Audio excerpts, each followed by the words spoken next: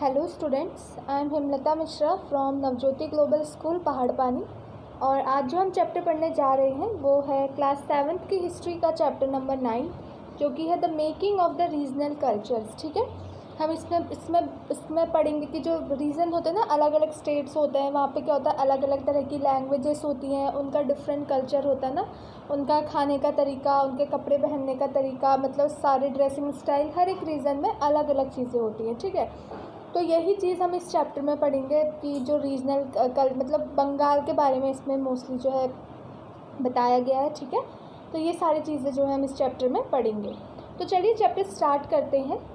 So one of the commonest way of describing people is in the terms of language they speak. तो देखिए, अगर सबसे common तरीका क्या है, अगर हमें लोगों को क्या करना है, डिस्क्राइब करना है। ठीक है, हमें बताना है कि ये क्या है, ये कौन है। ठीक है, तो उनको डिस्क्राइब करने का सबसे कॉमन तरीका है कि वो किस तरह की लैंग्वेज बोलते हैं। जैसे होता है ना कि अगर कोई पहाड़ी बोल रहा है तो हम बोलेंगे कि उत्तराखंड से है, या फिर तमिल बोल रहा है तो बोलेंगे तमिलनाडु से है। ठीक है, तो यही है कि अगर किसी को पर्सन को डिस्क्राइब करना है तो मेन तरीका ये है कि वो कौन सी लैंग्वेज जो बोल रहा है, उससे हम उसको डिस्क्राइब करते हैं। When we refer to a person as a Tamil or an Oriya, this usually means that he or she speaks Tamil or Oriya and lives in Tamil Nadu or Orissa. तो जब हम किसी person को बोलते हैं ये तमिल है या फिर ये उड़िया है, तो इसका मतलब ये है कि वो तमिल और उड़िया बोलता होगा। ठीक है, और तमिलनाडु और उड़ीसा में रहता होगा। So we also tend to associate each region with distinctive kind of food. और हर रीजन का अपना अपना क्या होता है, अलग तरीके के कपड़े खाना होता है। ठीक है, हर आप स्टेट में भी चले जाएँ तो साउथ में अलग तरह की चीज़ें वहाँ के लोग खाते हैं, और यहाँ अगर आप नॉर्दर्न पार्ट में चले जाएँ वहाँ अलग तरह के लोग चीज़ें खाते हैं। कपड़े पहनने का सबका हर रीजन में तरीका अलग होता है। वहाँ के डांस, पोइट्री हो गई, म्यूज़िक हो गई, पेंटिंग्स हो गई, अलग अलग रीजन की अलग अलग तरीके होते हैं मतलब। ठीक है, तो sometimes we take these identities for granted and assume that they have existed from time immemorial. तो कभी हम क्या ले लेते हैं कि ये चीज़ें एज अ ग्रांटेड ले लेते हैं और एज्यूम करते हैं कि ये पहले से ही प्रेजेंट होंगे, लोगों ने नहीं बनाए होंगे, पहले से ही प्रेजेंट होंगे। ठीक है, लेकिन ऐसा है नहीं, क्योंकि जब इन लैंग्वेजेस में भी बहुत ज़्यादा चेंज आता है। ठीक है, तो पहले जो लैंग्वेज बोली जाती थी और लैंग्वेज सेम है, लेकिन थोड़ा बहुत जो है डिफरेंस आते रहता है। ठीक है, however the frontier separating region have evolve over time. मतलब जो फ्रंटियर क्या होता है ना, एक बाउंड्री होती है जो कि दो रीजन को क्या करती है, डिवाइड करती है। ठीक है, तो यहाँ पे इसे हम फ्रंटियर बोलते हैं। एक बाउंड्री होगी, यहाँ पे अलग रीजन होगा, यहाँ पे अलग रीजन जो वो होगा। तो जो क्या होता है, जो ये रीज़न है जो फ्रंटियर जिसको डिवाइड कर रहा है, मतलब इस रीजन में क्या है, बहुत तरीके के चेंज आए हैं टाइम के साथ साथ। इवन जो अभी भी बहुत से चेंज आते हैं। Also, what we understand as regional culture today are often the product of complex processes of intermixing of local tradition with idea from some other part of the confidence। तो ऐसा होता है ना, कहीं कहीं पे जो कल्चर होता है। ठीक है, जैसे अगर मान लीजिए हम कहीं पे रह रहे हैं और हम कहीं दूसरे कुछ टाइम के लिए हम किसी दूसरे एरिया पे चले गए, वहाँ पे जाके रह रहे हैं, और उनका जो कल्चर है वो हमें पसंद आ गया, तो है ना, हम भी वही सारी चीज़ें करने लग जाते हैं। कल्चर जो है, फिर हम उनके आइडियाज़ ले रहे हैं, तो इससे क्या होती है, जो कल्चर की, उनकी लोकल ट्रेडिशन की क्या हो जाती है, इंटरमिक्सिंग है। ठीक है, मतलब हम उनके आइडियाज़ जो हैं ले रहे हैं और फिर अलग दूसरे पार्ट में जाके वही सारी चीज़ें कर रहे हैं। ठीक है, तो as we will see some tradition appear specific to some region. अब कुछ तो ट्रेडिशन ऐसे होते हैं कि जो एक रीज़न में बहुत पुराने टाइम से स्पेसिफिक है कि हाँ ये चीज़ ऐसी ही होगी, लेकिन other seems to be similar across region. लेकिन कुछ ऐसे होते हैं जो कि क्या है, डिफरेंट रीजन में भी कुछ ऐसी चीज़ें होती हैं जो सिमिलर होती हैं। And yet it is derived from older practices in a particular area but take new form in another reason। अब देखिए, साउथ इंडियन है। ठीक है, साउथ इंडिया वहाँ की जो डिशेस हैं, अब ऐसा तो है नहीं कि जो साउथ इंडिया में डिश बनते हैं वो नॉर्थ इंडिया के लोग बनाते नहीं हैं, बनाते हैं। ठीक है, साउथ इंडिया में कोई भी इडली डोसा जो भी बन रहा है, नॉर्थ इंडिया के लोग बनाते हैं। लेकिन क्या जो नॉर्थ इंडिया, उन लोगों ने क्या कुछ थोड़े अपने तरीके से अपना दिमाग लगा के क्या उसको थोड़ा ट्रांसफॉर्म कर दिया, या उसको थोड़ा अलग तरीके से बना दिया। ठीक है, तो यही सारी चीज़ें हैं। The Cheras and the development of Malayalam. हम इसमें चेरस के बारे में पढ़ेंगे और पढ़ेंगे कि जो मलयालम है उसका डेवलपमेंट कैसे हुआ। So let us begin by looking at an example of the connection between language and region. तो इसमें हम देखेंगे कि किसी भी रीजन का और किसी भी क्या है लैंग्वेज का, ये रीज़न है, यहाँ पे ये लैंग्वेज बोली जा रही है, ठीक है, तो किसी भी रीजन और उस लैंग्वेज का क्या कनेक्शन है, ठीक है, वो चीज़ हम इसमें देखेंगे। जैसे कि जो चेरा किंगडम है, ठीक है, the Chera kingdom of Mahodayapuram was established in the 9th century in south western part of the peninsula. ठीक है, जो चेरा किंगडम है कहाँ का, महोदयापुरम का, ठीक है, वो इस्टेब्लिश हुआ था 9th सेंचुरी में south west part of peninsula. ठीक है, पेनिसुला जैसे कि मैंने आपको बताया था, पेनिसुला हम उस जगह के बोलते हैं जहाँ पे एक पार्ट लैंड होता है और बाकी 3 जगह से क्या है वो पानी से घिरा हुआ होता है, ठीक है, उसे हम बोलते हैं पेनिसुला। तो जो चेरा किंगडम था वो भी मतलब south western part of peninsula में ही था, 3 जगह से वो पानी से घिरा हुआ था और बीच में एक जगह क्या है लैंड पार्ट था, जो कि अभी प्रेजेंट डे केरला का पार्ट है। ठीक है, ये माना जाता था कि इस एरिया में क्या है मलयालम जो है बोली जाती है। So the rulers introduce the Malayalam language and script in their inscription. मतलब इस एरिया में मलयालम बोली जाती थी, तो जो वहाँ के रूलर्स थे ना, उन्होंने क्या है मलयालम लैंग्वेज में ही स्क्रिप्ट लिखी, इंस्क्रिप्शन में जो है चीज़ें भी, जो भी चीज़ें उन्होंने इंस्क्रिप्शन में लिखी वो मलयालम लैंग्वेज में ही लिखी। So in fact this is one of the earliest example of the use of regional language in official records in the subcontinent। तो इनफैक्ट ये एक एग्जाम्पल भी है कि सबसे पहले क्या हुआ था, किसी एक पर्सन ने जो है रीजनल लैंग्वेज का यूज़ किया था किसी ऑफिशियल रिकॉर्ड में। नहीं तो पहले लोग जो क्या इंस्क्रिप्शन लिखते थे या मैन्यूस्क्रिप्ट लिखते थे वो मोस्टली संस्कृत लैंग्वेज में लिखते थे।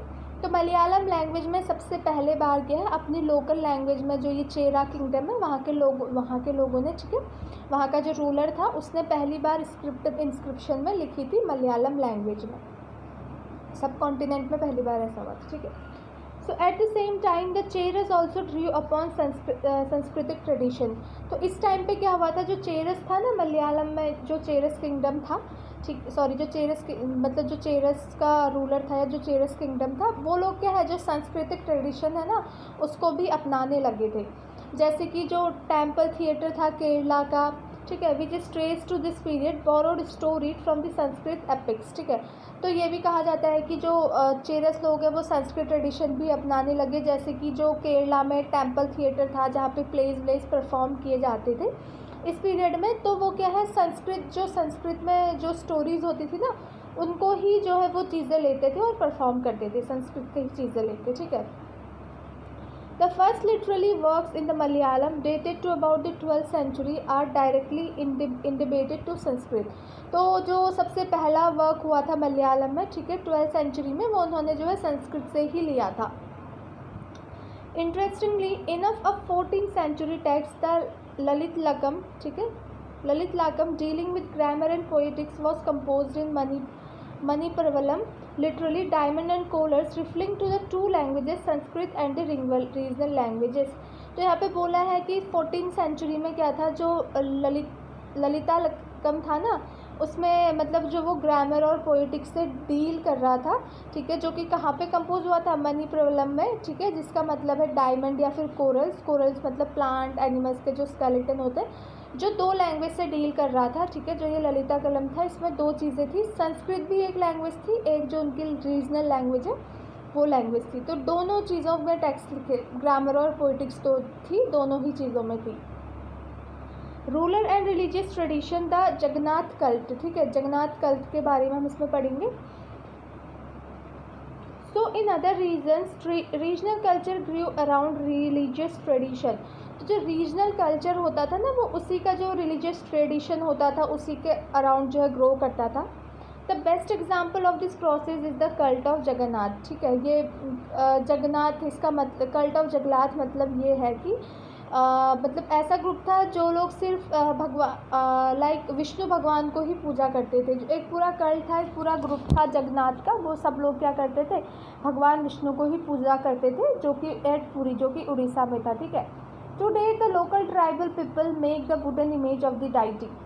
और अभी भी क्या है यहाँ पे जो लोग हैं ना, जो ट्राइबल लोग हैं यहाँ पे, वो भगवान की जो है इमेज क्या है, लकड़ियों से भगवान की इमेज जो है वहाँ पे बनाते थे। पहले तो वो बोलते थे कि जो डाइटी है वो ओरिजिनली एक लोकल गॉड थे, लेकिन बाद में उनको आइडेंटिफाई किया विद विष्णु भगवान से उन्हें आइडेंटिफाई किया। So in the 12th century one of the most important ruler of the Ganga dynasty Anantavarman decided to erect a temple for Purushottama Jagannath at Puri. तो 12th century में एक बहुत ही इंपॉर्टेंट रूलर थे जो गंगा डायनेस्टी के रूलर अनंतवर्मन थे। उन्होंने डिसाइड किया कि वो जो है पुरुषोत्तम टेम्पल बनाएंगे जगन्नाथ पुरी में, ठीक है। तो उन्होंने ये टेम्पल बनवाया। तो subsequently in 1230 king Anang Bhima III dedicated his kingdom to the deity and proclaim himself as the deputy of god. तो फिर इसमें है कि 12th century में जो गंगा डायनेस्टी के रूलर थे अनंतवर्मन, उन्होंने क्या है एक टेम्पल बनाया पुरुषोत्तम जगन्नाथ जो कि पुरी में है, ठीक है। फिर 1230 में जो किंग अनंग भीमा थे सेकंड, उन्होंने अपना जो पूरा किंगडम है वो भगवान को डेडिकेट कर दिया था और वो बोलते थे कि हमारा जो सारा किंगडम है वो भगवान के अंडर चलता है, ठीक है, मैं भगवान के नीचे आता हूँ। मतलब उसने पूरा अपना जो किंगडम है वो भगवान को ही समर्पित कर दिया था एक तरीके से। तो जैसे जैसे जो ये टेम्पल है ना जगन्नाथ पुरुषोत्तम जगन्नाथ जो कि पुरी में टेम्पल है, धीरे धीरे क्या है इसकी बहुत ही ज़्यादा इम्पोर्टेंस बढ़ने लगी, ठीक है। जैसे जैसे ये टेम्पल इम्पोर्टेंस इसकी बढ़ने लगी तो ये क्या बन गया, सेंटर बन गया पिलग्रिमेज का। मतलब यहाँ पे जो है बहुत लोग, बहुत व्यापारी जो है, मतलब इधर उधर से टूरिस्ट लोग जो है तीर्थ यात्रा के लिए इस टेम्पल में आने लगे, ठीक है। फिर इसका क्या था, सोशल और पॉलिटिकल मैटर जो है दोनों इंक्रीज़ हुआ। यहाँ पे सोशल लोग, अलग अलग डिफरेंट तरीके के लोग, डिफरेंट कास्ट रिलीजन, सारे लोग जो है यहाँ पे आके रहने लगे। So all those who conquered Orissa such as Mughal, the Marathas and the East India Company attempt to gain control over the temple। तो जितने, जैसे ये जगन्नाथपुरी जो पुरुषोत्तम जगन्नाथ टेम्पल है ये उड़ीसा में ही है। तो जितने भी लोगों ने उड़ीसा पे कब्ज़ा किया था, जैसे कि मुग़ल हो गए, मराठास हो गए और इंग्लिश ईस्ट इंडिया कंपनी जो ब्रिटिशर्स लोग थे, उन्होंने मतलब इस टेम्पल में जो ये जगन्नाथपुरी पुरुषोत्तम जगन्नाथ टेम्पल है, उन लोगों ने क्या है इस टेम्पल में भी कब्ज़ा करना चाहा, ठीक है, क्योंकि इस टेम्पल इतना पावरफुल हो गया था ये, ठीक है। तो उन लोगों ने सोचा कि अगर हम इस टेम्पल में कब्ज़ा कर लेंगे तो जो यहाँ के लोकल लोग रहते हैं यहाँ पे, जो इस टेम्पल को बहुत ज़्यादा मानते हैं, वो हमारे रूल में जो हम नियम बनाएंगे उनको भी एक्सेप्ट कर लेंगे। तो Mughal, Marathas, east India company सब लोग चाहते हैं इस टेम्पल पे कब्ज़ा करना। अब देखिए थे Rajput and the traditions of heroism. Rajput के बारे में हम पढ़ेंगे, जो बहुत ही ब्रेव लोग बोलते थे, वॉरियर थे, योद्धा थे। तो so the 19th century the region that constitute most of the present day Rajasthan was called Rajputana by British.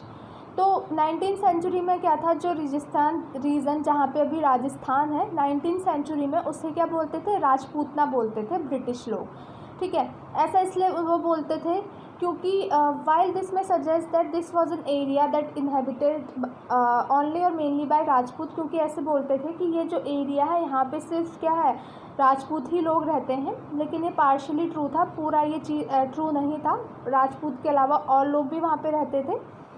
There were several groups who identified themselves as Rajput in many of the northern and central India.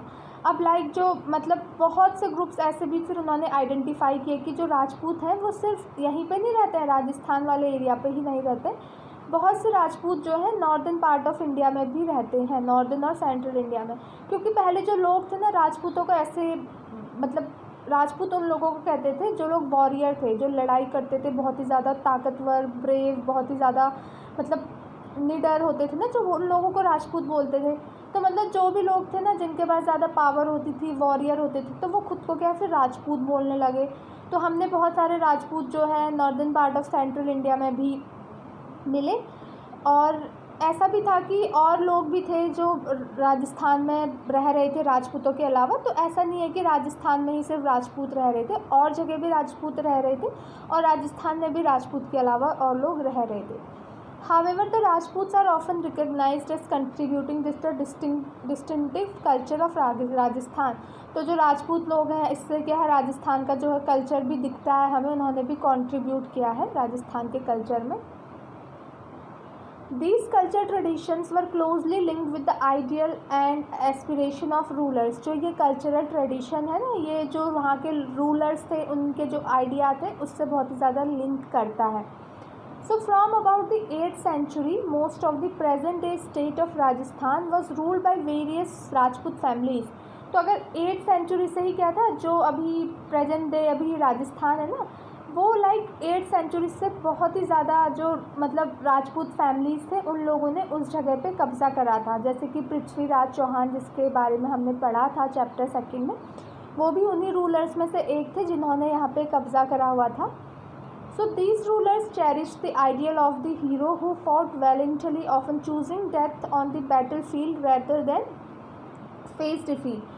तो मतलब जो राजपूत लोग होते थे ना, ये लोग बोलते थे कि हम निडर हैं, लाइक अगर हम लड़ते भी हैं ना तो ये लोग बोलते थे कि हम अगर जहाँ पे लड़ाई हो रही है जहाँ, ठीक है, तो वहाँ पे क्या है, हम हारने से अच्छा क्या है, हम मरना पसंद करेंगे. ऐसा ये राजपूत लोग बोलते थे. ठीक है, बहुत ही ख़तरनाक तरीके से लड़ते थे और ये लोग बोलते थे कि हारने से अच्छा हम लोग क्या है, मरना पसंद करेंगे.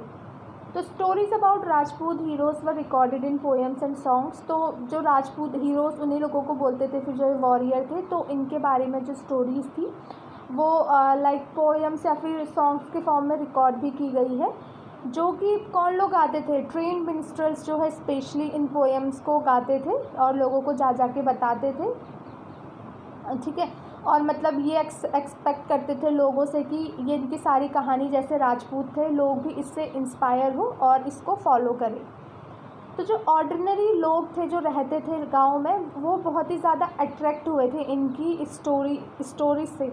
लेकिन जो स्टोरीज़ है उसमें लाइक अब कहानी है, पोएम, उसमें क्या थोड़ा ड्रामा तो होता ही है, तो वो थोड़ा ड्रामेटिक सिचुएशंस भी उसमें से ऐड कर देते थे. जो ये ट्रेन मिनिस्टर जो है ये जगह जगह जाके ये पोएम रिसाइट करते थे ना, इसमें बताते थे कि जो राजपूत लोग बहुत ही ज़्यादा लॉयल थे, फ्रेंडशिप बहुत ज़्यादा अच्छी, अपने लोगों से फ्रेंडशिप रखते थे, किसी भी चीज़ को लेके लॉयल्टी बहुत ज़्यादा थी, एंगर भी बहुत था उनके अंदर, और जिससे अगर लव भी बहुत था. अगर किसी के लिए वो अच्छे हैं तो फिर बहुत अच्छे होते थे, या किसी के लिए वो बुरे हैं तो बहुत बुरे होते थे. तो ये जो ऑर्डिनरी लोग थे ना वहाँ के, बहुत अट्रैक्ट की ये सारी चीज़ें उनको. तो did women find a place with in this stories. तो क्या वुमेन का भी कोई रोल था इन स्टोरीज़ में. तो देखिए, sometimes the figure as the cause for conflict as man fought with another to either win or protect women. तो कभी कभी ऐसे बोलते हैं ना कि जो लड़ाई का झगड़ा होता था, मेन लड़ाई की जो जड़ होती थी, बोलते थे कि वो औरतें ही, वुमेन के ही वजह से लड़ाई होती थी. क्योंकि कुछ मैन जो है वो वुमेन को प्रोटेक्ट, उनकी रक्षा करने के लिए लड़ते थे, लेकिन कुछ मैन जो है वो वुमेन को जीतने के लिए कि हम लड़ाई करेंगे और लड़ाई करने के बाद अगर हम जीत गए तो जो ये वुमेन है ये हमारी हो जाएगी. तो कुछ तो उनकी रक्षा करने के लिए लड़ते थे, कुछ उनको जीतने के लिए लड़ते थे. तो women are also depicted as following their heroic husband. तो वुमेन भी जो है वो अपने हस्बैंड का लाइक दोनों जीने और मरने के बाद दोनों ही उसमें जो है साथ देती थी. आपने स्टोरीज़ भी सुनी होगी लाइक सती के बारे में, जो कि जब उसकी पति की जो है मौत होती है, पद्मावत मूवी भी बनी है इसमें. ठीक है, देखी भी होगी आपने कि इसमें कैसे सती प्रथा थी.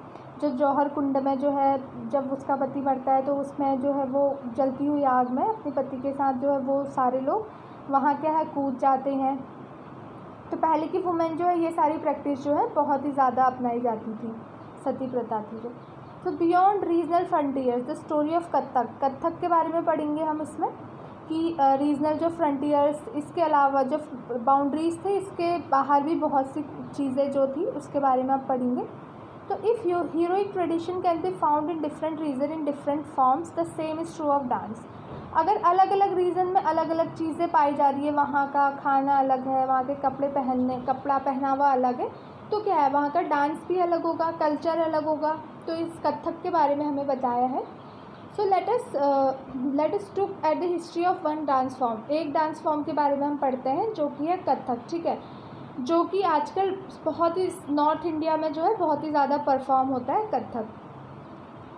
सो the term Kathak is derived from katha, a word used in Sanskrit and other language for story. तो जो ये कत्थक वर्ड है ना, ये कथा वर्ड से डिराइव हुआ है. कथा एक संस्कृत वर्ड है. कथा मतलब क्या होता है, स्टोरी होता है. तो एक कत्थक वर्ड है संस्कृत वर्ड से ही जो डिराइव हुआ है, कथा उससे डिराइव हुआ है.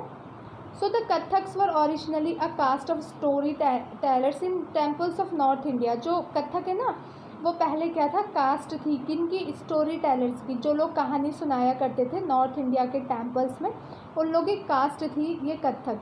और वो स्टोरी कैसे सुनाते थे, लाइक वो अपने जेस्चर से, वो जो परफॉर्मेंस देते थे ना स्टोरी, अपने जेस्चर मतलब होता है जो हम बॉडी को मूवमेंट करते हैं, अपना जो बॉडी के थ्रू हम एक्ट करके लोगों को बताते हैं ना, उससे या फिर गानों से जो है वो अपनी स्टोरी, जो ये कथक लोग हैं वो लोग अपनी स्टोरी सुनाया करते थे। तो कथक डांस को भी यही बोलते हैं कि कथक डांस में क्या होता है, लोग डांस तो करते हैं लेकिन डांस करते करते क्या वो एक स्टोरी भी बताते हैं लोगों को, उस डांस में क्या एक स्टोरी छुपी हुई है, वो ये बोलते हैं। तो जो कथक है वो क्या है, 15th सेंचुरी और 16th सेंचुरी में क्या है बहुत ही ज़्यादा स्प्रेड हुआ, जब भक्ति मूवमेंट भी इसमें स्प्रेड हुआ था 15th और 16th सेंचुरी में, ठीक है। तो कथक भी क्या है इस सेंचुरी में बहुत ही ज़्यादा क्या है स्प्रेड हुआ, फैला, ठीक है। So the legends of Radha Krishna were enacted in folk plays called Raslila. तो जो लेजेंड थे ना राधा कृष्ण की जो कहानी थी वो बहुत ही फोक प्लेस में भी इनेक्ट की गई, लाइक प्लेस के थ्रू, ड्रामा के थ्रू जो है बहुत सी वहाँ दिखाई गई, ठीक है, जिससे कि रासलीला नाम दिया गया। Which combined folk dance with basic gesture of Kathak story, जिसमें कि फोक डांस भी होता था और कथक स्टोरी टेलर्स के बेसिक जेस्चर्स भी होते थे। So under the Mughal emperors and their nobles, Kathak was performed in the court where it acquired its present features and developed into a form of dance with its distinctive style. तो जब मुग़ल एम्पीरियर में था या फिर जब मुग़ल एम्पीरियर का time था जब, या फिर जो उनके इम्पॉर्टेंट लोग हैं, तो कथक क्या है उस टाइम पे जो कोर्ट होता था ना वहाँ पे परफॉर्म किया जाता था, ठीक है। और वहीं से जो ये कथक है ये एक डांस फॉर्म में जो है डेवलप हुआ। पहले ऐसे ही लोग एक्ट करते थे, स्टोरी जो बताते थे उसको जेस्चर या एक्टिंग के थ्रू, फिर क्या वहीं से एक डांस फॉर्म में जो है कन्वर्ट हुआ, लोग डांस करके जो है स्टोरी समझाने लगे, ठीक है। तो ये मोस्टली क्या है दो ट्रेडिशन में ये डेवलप हुआ, ठीक है, और घरानास, दो ट्रेडिशन और घरानास में जो है डेवलप हुआ, ठीक है। एक तो क्या था कोर्ट ऑफ राजस्थान जो कि जयपुर में है, जो दूसरा है लखनऊ, यहाँ पे जो है परफॉर्म होता था। Under the patronage of Wajid Ali Shah, the last Nawab of Awadh, it grew into a major art form. जो लास्ट नवाब थे ना अवध के, वाजिद अली खान, इस टाइम पे ये कथक जो है बहुत ही ज़्यादा ग्रो किया। और by the third quarter of the 19th century it was firmly interested as a dance form, not only in these two regions but in the addition area of present day Punjab, Haryana, Jammu Kashmir, Bihar. तो फिर इसके बाद क्या हुआ, जो third quarter of 19th century थी, तो जो ये कथक था ना जो डांस फॉर्म बन गया था, ठीक है, ये सिर्फ इन्हीं दो रीजन में लाइक लखनऊ और राजस्थान में ही नहीं स्प्रेड हुआ था, ये और भी जगह जो लखनऊ राजस्थान के अगल बगल जो एडजॉइनिंग एरियाज़ थे, जो कि अभी प्रेजेंट डे में क्या है पंजाब, जम्मू, हरियाणा, कश्मीर, बिहार, ये इन जगह पे बहुत ज़्यादा जो है कथक फैला था। मतलब कथक में क्या होता था कि जो पैर है ना, जब हम कथक करते हैं तो लोग अपने हाथों से भी जो है इनेक्ट करते हैं और पैर भी बहुत तेज़ मारते हैं ना, थप थप की कितनी तेज़ आवाज़ भी आती है, और बहुत अच्छे जो है कॉस्ट्यूम्स जो वो पहनते थे, और फिर जो कथक डांस करते हैं तो उसकी तरह उससे वो स्टोरी बताते हैं किसी चीज़ की। So Kathak, like several other cultural practices, was viewed with disfavor by most British administration in the 19th and 20th century. अब जैसे जो ब्रिटिशर्स हैं उनको तो इंडियंस की कोई भी चीज़ें बिल्कुल पसंद नहीं आती थी, तो उन्हें बहुत सी प्रैक्टिस थी जो पसंद नहीं आती थी इंडियंस की, उसमें से क्या है कथक भी एक था। लाइक 19th और 20th सेंचुरी में ब्रिटिशर्स लोगों ने जब ये देखा, उन्हें कथक बिल्कुल भी जो ये पसंद नहीं आया, लेकिन फिर भी जो है कथक सरवाइव किया और ये कोर्ट में फिर भी परफॉर्म होता था कथक, ठीक है। और जो ये कथक है ना, ये one of the 6 classical form dance है कंट्री का, मतलब जो 6 क्लासिकल फॉर्म है डांस की, उनमें से एक क्या कथक भी है। इंडिपेंडेंस के बाद 6 क्लासिकल फॉर्म में से एक कथक आता है। अब देखिए paintings for patterns, the tradition of miniature. इसमें मिनिएचर क्या होते हैं, जो छोटी छोटी पेंटिंग्स बनाई जाते हैं उसमें मिनिएचर बोलते हैं। तो देखिए another tradition that developed in different ways was that of miniature painting. तो और जो लाइक कथक पढ़ा हमने, एक लैंग्वेजेस पढ़ा, तो और जो ट्रेडिशन डेवलप हुआ था ना अलग अलग तरीक़ों में, वो क्या था मिनिएचर पेंटिंग। छोटी छोटी पेंटिंग भी बहुत लोग बनाते थे, ठीक है। और ये मोस्टली जो पेंटिंग होती थी वो वाटर के कलर से होती थी, या तो एक कपड़े पे पानी की कलर से पेंटिंग बनाई जाती थी, या फिर क्या है किसी पेपर पे जो है ये पेंटिंग बनाई जाती थी, मिनिएचर्स जो थे। इसका भी ट्रेडिशन बहुत ज़्यादा चला था। The earliest miniatures were on the palm leave, जो पहले जो मिनिएचर्स बनाए जाते थे वो पाम की लीफ में या फिर वुड में बनाए जाते थे। Some of the most beautiful of these found in western India were used to illustrate Jain text. और कुछ ऐसी पेंटिंग, जो कुछ ऐसे मिनिएचर्स थे जो हमें वेस्टर्न इंडिया में देखने को मिली है, जिसमें क्या है जो जैन थे ना, जैन धर्म था, जो वो बातें बोलते थे, ठीक है, और जो वो चीज़ें करते थे वो उसमें चीज़ें बनाई हुई है जो हमें वेस्टर्न में इंडिया में मिली है। तो देखिए, the Mughal emperor Akbar, Jahangir and Shahjahan patronised highly skilled painters who primarily illustrated manuscript containing historical accounts and poetry. तो जो मुगल एम्पीरियर यानी कि अकबर, जहांगीर, शाहजहां, पेट्रोनाइज मतलब रखना, किसी भी लाइक जिसे किसी को अगर कुछ चीज़ पसंद है, किसी को डांस या पेंटिंग कुछ भी पसंद है तो वो उसके लिए लोग रख लेते हैं। तो क्या है, अकबर, जहांगीर और शाहजहां ने क्या करा था, कुछ स्किल पेंटर जो है उन्होंने रखे थे, जो कि पहले क्या करते थे, जो मैन्युस्क्रिप्ट लिखते थे जिसमें कि वो स्टोरीज़ के बारे में या फिर पोइट्री लिखते थे। तो ऐसे स्किल पेंटर उन्होंने रखे थे, ठीक है। ये पेंटर्स जो है ये पेंटिंग बनाते थे, जो इनसे मुग़ल लोग बोलते थे। जैसे कि जो ये पेंटिंग्स बनाते थे ना, वो बहुत ही ब्रिलियंट कलर, बहुत ही अच्छे कलर से जो है ये पेंटिंग बनाते थे। और जो मुग़ल लोग इन्हें पेंटिंग बनाने को बोलते थे ना, लाइक वो होता था कोर्ट का सीन, लाइक कोर्ट में कुछ बात हो रही है तो वो सीन वहाँ पे बनाया जाता था। सीन्स ऑफ बैटल, ठीक है, लड़ाई हो रही है तो ऐसा सीन पेंटिंग में बना दिया जाता था, या फिर हंटिंग हो गया, ये सारी पेंटिंग्स जो है वो लोग बनाते थे जिन पैट्रोनेज को मुग़ल लोगों ने रखा था। So they were often exchange as gift and were viewed only by an exclusive few the emperor and his close associates. तो क्या थे, इनको क्या है, जो मुग़ल लोग हैं वो लोग गिफ्ट भी देते थे उसके बदले, जो ये पेंटिंग बनाते थे उसके बदले। सो with the decline of Mughal empire, many painters move out to the courts of the emerging regional states। तो जैसे जैसे मुग़ल एम्पायर का डिक्लाइन हुआ ना, तो जो ये पेंटर्स थे वो इस अलग अलग रीजनल में जाने लगे, ठीक है, वहाँ से उस कोर्ट से चले गए और डिफरेंट रीजन में ये लोग जाके रहने लगे। So as a result, Mughal artistic taste influenced the regional court of the Deccan and the Rajput court of the Rajasthan। अब जो ये पेंटर्स थे ये डिफरेंट जगह पे जाने लगे। तो पहले तो मुग़ल लोग ये सारी चीज़ें बनाया करते थे, ठीक है। उसके बाद क्या हुआ, इस पेंटिंग को लाइक डेक्कन में या फिर राजस्थान का जो कोर्ट था राजपूत, वहाँ भी इस पेंटिंग से लोग इन्फ्लुएंस हुए और वहाँ के लोग भी फिर ये पेंटिंग बनाने लगे। Eight the same time they retained and develop their distinctive characteristic. और उसी टाइम जो ये पेंटर्स हैं ये क्या है, अलग अलग तरीके से पेंटिंग बनाने लगे। पोर्ट्रेट्स फिर कहाँ पे, जब पहले मुग़ल लोग बनवाते थे, फिर मुग़ल डिक्लाइन हुआ तो ये कहाँ पे, राजस्थान हो गया या डेक्कन एरिया में जाके लोग इस पेंटिंग से बहुत इन्फ्लुएंस हुए थे, तो वहाँ पे ये लोग पेंटिंग बनाने लगे। जैसे कि portraits of ruler and court scene come to be painted following the Mughal example. जो जैसे मुग़ल था ना वो बनाता था पेंटिंग का, वैसे कोर्ट का सीन या बैटल में जो बैटल होता था उसका सीन, तो ये लोग भी जो है यही सारी चीज़ें पेंटिंग में बनाने लगे। Beside themes from mythology and poetry were depicted at century, जैसे कि मेवाड़, जोधपुर, बूंदी, कोटा, किशनगढ़, यहाँ पे भी बहुत ही फेमस हुई। So another reason that attracted miniature painting was the Himalayan foothills around the modern day state of Himachal Pradesh. तो लाइक इन सब रीज़न के अलावा और जो रीज़न इस मिनिएचर पेंटिंग से अट्रैक्ट हुआ था वो क्या था, हिमालयन फुटहिल, जो कि अभी कहाँ है, हिमाचल प्रदेश जहाँ पे अभी है, उस वो रीज़न भी इस पेंटिंग से बहुत ही ज़्यादा अट्रैक्ट हुआ था। So by the late 17th century, this region had developed a bold and intense style of miniature painting called Basoli। तो 17th सेंचुरी में इस रीजन में लाइक हिमाचल प्रदेश जो हिमालय फुटहिल वाला रीजन था, यहाँ पे जो लोग हैं बहुत ही बोल्ड और बहुत ही अच्छे स्टाइल का जो मिनिएचर पेंटिंग बनाने लगे, जिसे कि बसोली बोलते हैं। The most popular text to be painted here was Bhanudatta Rasamanjari. तो जो मोस्ट पॉपुलर टेक्स्ट यहाँ पे पेंटिंग होता था वो था भानुदत्ता रासमंजरी, ठीक है।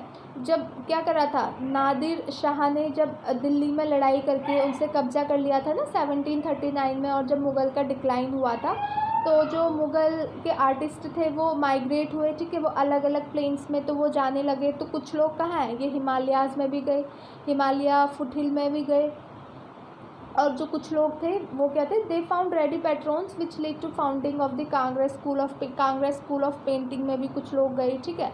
So by the mid 18th century, the Kangra artists developed a style which breathed a new spirit into the miniature painting. तो 18th सेंचुरी में क्या थे, जो कांगड़ा आर्टिस्ट थे, जो कांग्रेस स्कूल ऑफ पेंटिंग में पढ़ते थे, ठीक है, उन्होंने एक इतनी अच्छी पेंटिंग का स्टाइल उन्होंने क्या है डेवलप किया था, जो कि पेंटिंग में एक नई स्पिरिट लाने जैसा था। The source of inspiration was the Vaishnavic tradition, ठीक है, जो इंस्पिरेशन का सोर्स था, जो ये एक नया चीज़ पेंटिंग में लेके आई थी, ये वैष्णवाइट ट्रेडिशन से बहुत ज़्यादा इंस्पायर हुए थे। जैसे कि इसमें क्या है, सॉफ्ट कलर्स जो है यूज़ करते थे पेंटिंग को बनाने में, ठीक है।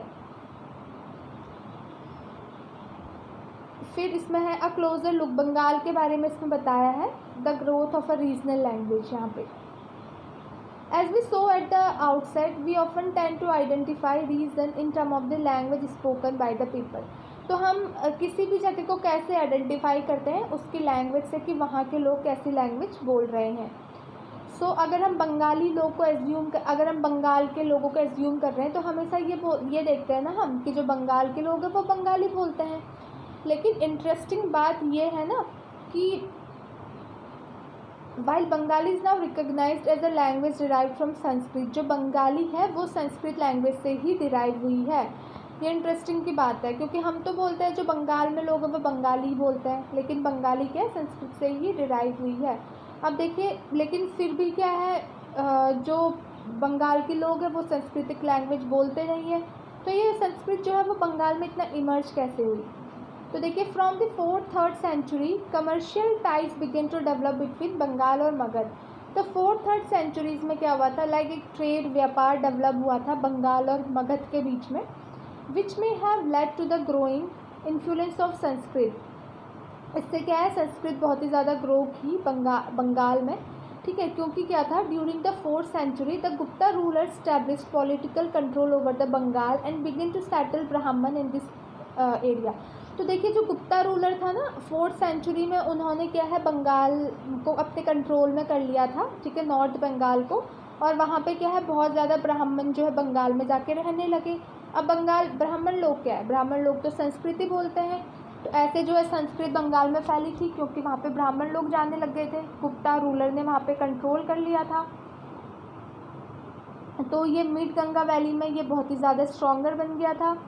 तो जब 7th सेंचुरी में जो चाइनीज़ ट्रैवल थे ना, ज़ोंगज़ेंग, उन्होंने ये ऑब्ज़र्व किया कि the language related to Sanskrit were use all over Bengal. तो जो संस्कृत से रिलेटेड लैंग्वेज है वो बंगाल में यूज़ हो रही है। तो from the 8th century Bengal become the centre of regional kingdom under the Palas. तो 8th सेंचुरी में क्या हुआ, जो बंगाल है वो क्या बन गया, एक सेंटर बन गया रीजनल किंगडम का, किसके अंडर, पालास के अंदर। फिर क्या हुआ, between the 14th and 16th century Bengal was ruled by sultan who were independent of ruler in Delhi. तो 16th और 14th सेंचुरी के बीच क्या हुआ, जो बंगाल था वो सुल्तान ने रूल किया, और ये क्या थे, दिल्ली के जो रूलर्स थे ना उनसे अलग, मतलब इंडिपेंडेंट होकर रूल करता था, क्योंकि जो दिल्ली के रूलर्स है, बंगाल वहाँ से दूर था, तो दिल्ली के रूलर्स को ये थोड़ा वहाँ पे कंट्रोल करना, बंगाल पे कंट्रोल करना, इतना उस पर नज़र बनाए रखना नहीं कर पाते थे इतना। तो जो वहाँ का रूलर था, सुल्तान था, वो इंडिपेंडेंट ही बंगाल में रूल करता था। फिर 1586 में जब बंगाल में अकबर ने कब्ज़ा कर लिया, तो वहाँ पे न्यूक्लियस बन गया बंगाल सूबा का, और यहाँ पे और बहुत सारी लैंग्वेजेस जैसे पर्शियन जो है यहाँ पे डेवलप हुई, और बंगाली जो क्या है यहाँ पे एज अ रीजनल लैंग्वेज पे डेवलप हुई। फिर in fact by the 15th century the Bengali group of delegates come to be united by a common literary language based on the spoken language of the western part. फिर जो बंगाली है बोलते हैं waste Bengal में जो है मोस्टली क्या है, वहाँ पे बंगाली ही बोली जाती थी। दस जो बंगाली है वो संस्कृत से ही डिराइव हुई है, लेकिन बहुत ज़्यादा इवैल्यूएशन हुआ है इस संस्कृत, बहुत ज़्यादा चेंजेस आए हैं संस्कृत में, फिर जाके बंगाली जो है ये बनी है। Also wide range of non Sanskrit words derive from a variety of sources. और भी बहुत से ऐसे नॉन संस्कृत वर्ड हैं जो बंगाल में लोग बोलते हैं, वो कहाँ से उन्हें मिले हैं, जैसे जो ट्राइबल लैंग्वेज से कुछ उन्होंने वर्ड ले लिए, कुछ यूरोपियन लैंग्वेजेस से, कुछ पर्शियन लोगों से, जो कि अभी मॉडर्न बंगाली का पार्ट बन गए हैं। अब देखिए, अर्ली बंगाली लिटरेचर्स में भी divided into two categories, one interpreted to Sanskrit and the other independent of it. पहले क्या है, बंगाली जो लिटरेचर थी, बंगाली बोली को दो तरीके में डिवाइड किया था। एक तो ऐसी थी जो पूरी संस्कृत से ली गई थी, एक जो दूसरी थी वो इंडिपेंडेंट, उससे थोड़ी अलग थी। The first include translation of the Sanskrit epics, the Mangalakavyas, ठीक है, and bhakti literature such as biographies of Chaitanyadeva, ठीक है। जो पहली बोलते थे कि जो संस्कृत है उसको ट्रांसलेट करके जो है ये बंगाली जो है लिखी गई है। और जो दूसरी थी वो क्या थी, Nath literature such as songs of Maynamati and Gopichandra stories considering the worship of Dharma Thakur and fairy tales, folk tales and ballads. तो बोलते थे जो पहली बंगाली थी वो तो लाइक कुछ संस्कृत लैंग्वेज थी उसको ट्रांसलेट करके लिखी गई है, और जो दूसरी चीज़ें, जो दूसरी है नाथ लिटरेचर है, वो बंगाली में ही लिखा गया था। तो the text belonging to first categories are easier. जो पहली कैटेगरी से टेक्स्ट बिलोंग करते हैं वो क्या है, समझने में थोड़ा ईजी है, ठीक है। As several manuscript have been found indicating that they were composed between the late 15th and mid centuries. तो बहुत सारे मैन्युस्क्रिप्ट जो है लोगों को मिले हैं। और जो सेकंड कैटेगरी से बिलोंग करती थी ना, लाइक उसको जो थोड़ा अभी के भी लोग हैं उसको पढ़ पाना जो थोड़ा उनके लिए डिफ़िकल्ट था, मोस्टली वो कहाँ पे पॉपुलर हुआ था, ईस्टर्न बंगाल, जहाँ पे क्या था, ब्राह्मण लोग का इन्फ्लुएंस थोड़ा वीक था। तो ईस्टर्न बंगाल जहाँ पे था वहाँ पे जो चीज़ें मिली थी वो पूरी बंगाली में लिखी गई थी, लेकिन जो और जगह था वहाँ पे लाइक संस्कृत को ट्रांसलेट करके चीज़ें लिखी थी, उसको पढ़ पाना थोड़ा आसान था। अब देखिए, पीर्स एंड टेम्पल्स के बारे में हम पढ़ेंगे। पीर्स लोग क्या होते थे, जो हमें गाइड करते थे, हमारी आत्मा को एक तरीके से गाइड करते थे। So from the 16th century, people began to migrate in large number from the less fertile West Bengal to the forested and marshy area of south eastern Bengal. तो 16th century से लोगों ने क्या करा, like जो लोग थे वो माइग्रेट, मतलब एक जगह से दूसरी जगह जाने लगे। लाइक बहुत से लोग जो थे लेस फर्टाइल, वेस्टर्न बंगाल की जो लैंड थी वो लेस फर्टाइल थी, तो वहाँ से क्या है, फॉरेस्टेड और marshy area of south eastern Bengal में लोग जाने लगे, वेस्ट बंगाल से साउथ ईस्ट बंगाल में। As they move eastward they cleared forest. जैसे जैसे वो ईस्ट गए वहाँ उन्होंने वहाँ के फॉरेस्ट को क्लियर करा, और जो लैंड थी, ठीक है, वहाँ पे उन्होंने क्या करा, राइस उगाई, राइस कल्टीवेशन वहाँ पे करा। फिर जो लोकल कम्युनिटीज़ थे वहाँ के फिशर फॉक थे, शिफ्टिंग कल्टीवेटर्स थे, ट्राइबल थे, जो बहुत मतलब जो ट्राइबल्स थे वो क्या है, जो वहाँ के फार्मर थे उनके साथ वो मिल गए थे। So they coincided with the establishment of Mughal control over Bengal with their capital in the heart of the eastern delta at Dhaka, ठीक है। फिर ये सारी चीज़ें आपको बताइए कि बहुत मॉस्क जो है इस एरिया में डेवलप हुए। So the early settlers sought some order and assurance in the unstable condition of the new settlement. उनको थोड़ा न्यू सेटलमेंट में स्टेबल होना थोड़ा उनके लिए टफ हुआ, लेकिन these were provided by community leaders who also functioned as, जो ये पहले यहाँ पे लोग रहते थे वो क्या थे, वो टीचर, कुछ लोग टीचर्स थे, ठीक है, और कुछ लोग जो बोलते थे वो हम पीर लोग हैं, ये सारी चीज़ें बोलते थे। दिस टर्म इंक्लूड सेंट्स और sufis and other religious personalities daring coloniser and defeat soldiers, various Hindu and Buddhist deities and even animistic spirit. तो पीर उनको बोलते हैं लाइक जो लोग सूफ़ी संत लोग हों, ठीक है, सोल्जर्स हो, हिंदू लोग हो, एनिमिस्टिक स्पिरिट्स हो। एनिमिस्टिक स्पिरिट्स मतलब है कि कोई भी प्लांट हो, ऑब्जेक्ट हो, नेचुरल फिना हो, हर किसी में जिसमें जान होती है। तो जो कल्ट थे पीर्स के वो बहुत ही ज़्यादा पॉपुलर बन गए थे और ये बंगाल में हर जगह पाए जाने लगे थे। Bengal also witnessed a temple building spree from the late 15th century, ठीक है, which culminated in the 19th century. We have seen the temples and other religious structure were often built by individual or group who were becoming powerful. तो हमने पहले पढ़ा है कि बंगाल में क्या है, बहुत ज़्यादा टेम्पल भी बनने लगे 5th century में, और हमने चैप्टर 2nd और 5th में भी पढ़ा है कि जिन लोगों के पास ज़्यादा पावर आ जाती थी ना वो लोग क्या करते थे, टेम्पल जो है जगह जगह पे बनाने लग जाते थे। क्यों? क्योंकि वो अपनी पावर दिखाते थे कि अगर मतलब वो टेम्पल बना रहे तो उनके पास बहुत ज़्यादा पावर है, और ये भी दिखाते थे कि हम भगवान के प्रति हमारी कितनी भावना है। So many of the modest brick and terracotta temples in Bengal were built with the support of several low social groups such as the Kolu। ठीक है, बहुत सारे टेम्पल्स जो है वो बंगाल में बने गए थे, लाइक जो लो ग्रुप सोशल ग्रुप के लोग थे जैसे कि कोलू, कंसारी, इन लोगों ने वो टेम्पल बनाए थे। The coming of the European trading companies created new, और फिर जो क्या हुआ था, ट्रेडिंग कंपनी आई थी, यूरोपियन कंपनी आई थी, उन्होंने क्या है लोगों के लिए नई नई अपॉर्चुनिटीज़ जो है वो लेके आई थी। इस कंपनी में जो है लोग काम करने लग गए थे, तो सोशल और इकोनॉमिक पोजीशन लोगों की इम्प्रूव होने लगी थी। ठीक है, फिर they proclaim their status through the construction of temples. लोग अपने स्टेटस कैसे दिखाते थे? टेम्पल कंस्ट्रक्ट करके। ठीक है, when local deities one worship in thatched huts in villages gain the recognisation of the Brahmins. ठीक है, their images began to be housed in temples.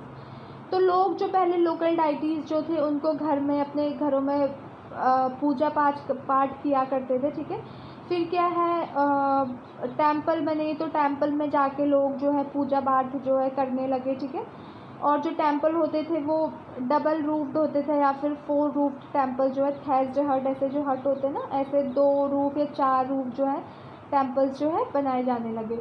तो इससे क्या है, इवोल्यूशन हुआ बहुत ही टेम्पल आर्किटेक्चर का बंगाली स्टाइल में। In the comparatively more complex 4-roofed structure, 4 triangle roof placed on the 4 walls। ठीक है, फिर वॉल्स में क्या है 4 ट्राइंगल जो है प्लेस करके ऐसे भी जो है टेम्पल्स बनाने लगे। और जो temple usually built on square platform, एक स्क्वायर प्लेटफॉर्म था उसके ऊपर ही टेम्पल्स जो है बनाए जाते थे। The interior was relatively plain. जो टेम्पल था ना उसके जो अंदर का पार्ट था वो क्या होता था, प्लेन होता था, वो एकदम प्लेन होता था, उसमें कोई भी ऐसे डिज़ाइन नहीं होता था। लेकिन जो आउटर पार्ट होता था टेम्पल का बाहर से, उसमें बहुत सी चीज़ें डेकोरेट, पेंटिंग से, बहुत अच्छी अच्छी पेंटिंग से जो है डेकोरेट किया जाता था, या फिर ज्वेलरी, टेराकोटा टैबलेट्स, बहुत सी चीज़ों से वो आउटर मोस्ट पार्ट जो टेम्पल का वो डेकोरेट किया जाता था। So in temples, particularly in Vishnupur in the Bankura district of West Bengal, such decoration reached a high degree of excellence। तो वेस्ट बंगाल में तो बहुत ही अच्छे से जो है ये डेकोरेशन होता था। अब देखिए फिश एज अ फूड। अब देखिए बंगाल के लोग हैं ना मच्छी भात बहुत खाते हैं, तो देखिए traditional food habits are generally based on local available items. अब लोग वहाँ के कहीं भी आप देख लीजिए लोग ज़्यादातर क्या खाते हैं, जो चीज़ वहाँ पे लोकली अवेलेबल है। तो Bengal is a riverine plain which produces plenty of rice and fish. तो बंगाल में मोस्टली क्या है, राइस और फिश मिलती है। तो understandably these 2 items figure prominently in the menu of even poor Bengalis. तो अब राइस और वहाँ पे फ़िश बहुत ज़्यादा मिल रही है, तो इवन जो वहाँ के पुअर लोग भी होते हैं ना बंगाली, पुअर बंगाली, वो भी क्या है बहुत ज़्यादा यहाँ पे फ़िश और राइस खाते थे। Fishing has always been important occupation and Bengali literature contain several references to fish. तो फिशिंग जो है लाइक बहुत हमेशा से फिशिंग का बंगाली लोग बहुत ही ज़्यादा फिशिंग करते थे, ऑक्यूपेशन फ़िश का बहुत ही ज़्यादा करते थे। ठीक है, what is more terracotta plaques and the wall of temples and viharas depict scene of fish being dressed and taken to the market. Even यहाँ के लोगों ने जो टेम्पल्स है ना वहाँ पे टेम्पल में बाहर की वॉल में भी ऐसे ऐसे डिज़ाइन सीन्स दिखाए हैं कि मछली जो है उसको ड्रेस पहनाई जा रही है, फिर उसको क्या है वहाँ से मार्केट में बास्केट में लेके जाया जा रहा है। लेकिन क्या थे जो ब्राह्मण्स थे, अब ब्राह्मण तो मोस्टली पहले बोलते थे कि नॉन वेजिटेरियन चीज़ें नहीं खाते थे। But the popularity of fish in the local diet made the Brahmana authorities relax the prohibition for the Bengal Brahmanas. लेकिन जो बंगाल में ब्राह्मण लोग रहते थे ना, अब बंगाल में क्या है मछली बहुत ही ज़्यादा लोग खाते हैं, तो वैसे तो ब्राह्मण को अलाउ नहीं है कि वो नॉन वेजिटेरियन खाए, लेकिन बंगाल में ब्राह्मण नॉन वेजिटेरियन मछली बहुत ही ज़्यादा फेमस है, तो यहाँ के ब्राह्मण जो थे उनको छूट थी कि वो जो है मछली खा सकते हैं। The Brihaddharma Purana a 13th century Sanskrit text from Bengal permitted the local Brahmins. तो उन्होंने जो है फ़िश खाने की उन्हें परमिशन मिल गई थी। ठीक है, तो यही सारी चीज़ें हमने इस चैप्टर में पढ़ी। ठीक है, कि अलग अलग कल्चर के बारे में पढ़ा हमने, डिफरेंट कल्चर्स, और हम किसी रीजन को उसकी लैंग्वेज से ही हम पता करते हैं कि ये रीजन कैसा है, यहाँ पे कैसे लोग रहते होंगे, ठीक है। तो आई होप मैंने आपको जो भी चीज़ें बताई हैं आपको समझ में आई होंगी। So thank you so much.